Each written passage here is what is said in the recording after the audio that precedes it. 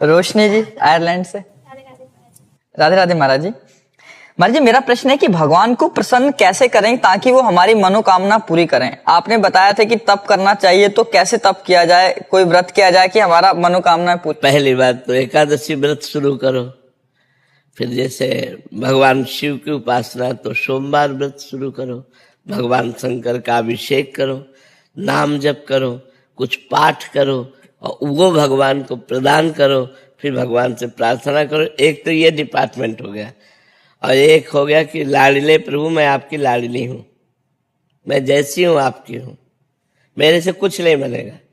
आप अपने हिसाब से मेरी आवश्यकताओं की पूर्ति कर दें, मेरे हिसाब से नहीं, मेरे हिसाब से नहीं।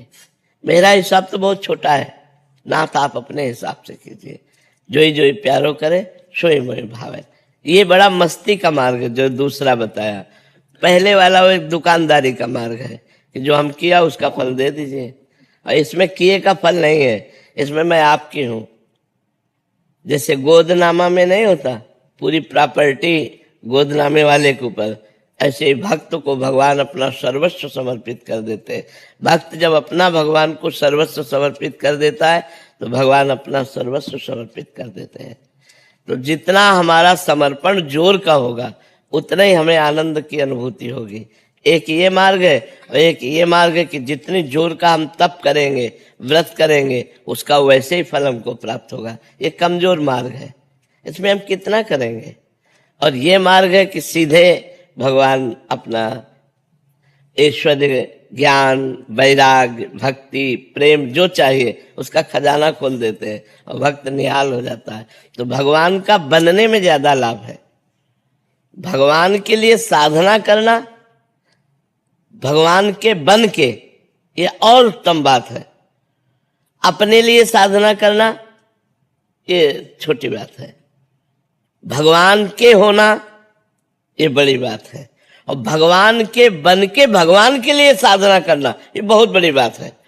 इसी से भगवत प्रेम प्राप्त होता है, इसी से मोक्ष प्राप्त होता है। तो हम लोगों की आवश्यकताएं तो है। हम आपको सच्ची बताएं, भगवान के हो जाने में इतना आनंद है कि हम तुम्हें कुछ कह नहीं सकते। आप कह सकते होगी कि आपने तपस्या किया, अब तो क्या मेरे जीवन की तपस्या का फल ये संसार की झूठी माया है जो मरने के बाद साथ नहीं जाती है? नहीं, हमारी तपस्या का फल अगर ये है तब तो बहुत बेकार है। नहीं, भजन का फल ये नहीं है। भजन का ब्याज ये है। मूल फल तो भगवान का परमानंद प्राप्त होना, भगवान की प्राप्ति होना, दुखों से छूट जाना, सदा सदा के लिए दुखों से पिंड छूट जाना, ये भगवान के भजन का फल है। तो हमने 3 बातें बताई। भगवान से चाह पूर्ति करने के लिए भगवान की जो भजन शैली है, व्रत है, उपवास है, तीर्थ यातन है, दान पुण्य है, इनको करें तो हमारी कामनाओं की पूर्ति होगी। दूसरी बात बड़े जोर की, मैं भगवान का भगवान मेरे, नाथ आप मेरे स्वामी हो, मेरे पिता हो, मैं और किससे मांगू? ये अपनापन, ये बहुत जोर की बात है। भगवान के होके अपनी आवश्यकताओं की पूर्ति करना।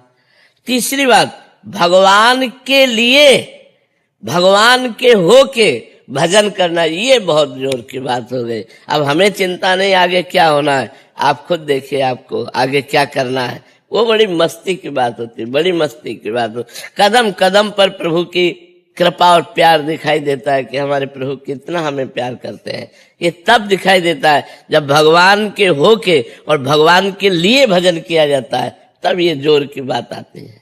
महाराज जी, अधिकतर तो ऐसा ही है कि मतलब कामना की पूर्ति हो जाए इसलिए भगवान। हाँ, प्राय ऐसा। लेकिन हमारी कामनाओं की कभी पूर्ति हो नहीं सकती। एक कामना पूरी होती है तो 2 कामनाएं खड़ी हो जाती हैं, 2 पूरी होती है तो 4 खड़ी हो जाती हैं। कामना ही पूरी शांत हो जाए वो भजन का फल होगा कि अब कोई कामना नहीं। जाहि न चाही कबहु कछु, तुम सन सहज स्नेह, बसहु निरंतर तासुर, सो राउर निज के। जिसे कभी कुछ नहीं चाहिए, सब कुछ व्यवस्था भगवान अपने आप करते हैं। चाह की कोई जरूरत करने की नहीं है, केवल भगवान के होने की जरूरत है, भगवान के भजन करने की जरूरत है, गंदे आचरणों के त्याग की जरूरत है। तो इसलिए हम कहते हैं तीन पद्धति है। एक तो है करके भगवान से लेना, एक है हो के भगवान से लेना, और एक है लेने की इच्छा ही ना रखना, केवल भगवान के हो जाना। तो सब अपने आप हो जाता, सब अपने आप व्यवस्था हो जाती है।